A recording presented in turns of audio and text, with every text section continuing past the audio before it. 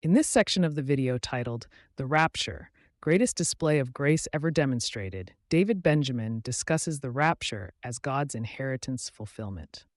The rapture is God receiving his inheritance that was guaranteed. And he's been anticipating a harvest of the exact same quality of the first fruit. His son guarantees not just our salvation, but guarantees to God, I've lost none. I'm shepherding them home to glory. I'm bringing many sons to glory. They will be conformed to my image. I'm working in them to build them as a habitation for God. He is doing a present work in this age to build the house of God, to build God's habitation, which is the church, which is also called the masterpiece of God and is God's inheritance. We just need to understand. See, we think Christ came, then he sat down at the right hand of God, then he's waiting, and then he'll come back and we'll get to go to heaven. Well, what's he doing in the meanwhile?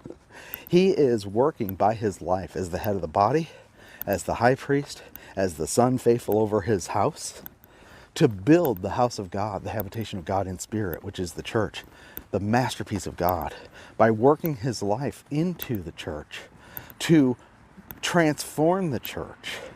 And when he comes to receive us, that receiving will be the final step in transfiguring the church into his glory. See, that's what the rapture is. The rapture is not just you getting to escape and you getting to go to heaven. It's much more glorious than that. It is the revealing of Christ in his church. The day breaks and the morning star rises in our heart, and we are changed. We are transfigured. Philippians says that he's going to transfigure our vile body by the working of the power by which he's able to subdue all things to himself. And Ephesians, after he says he wants us to know what is the exceeding greatness, the riches of the glory of his inheritance in the saints.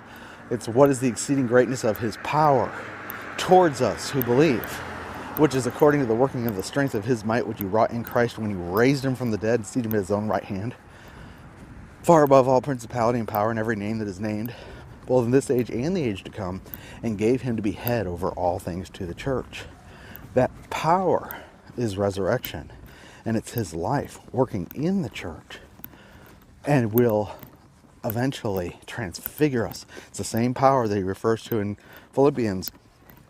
He will transfigure our body unto the likeness of the body of his glory by the working of the power by which he's able to subdue all things to himself. This is the masterpiece of God, the new creation that Christ is producing in his resurrection by his power.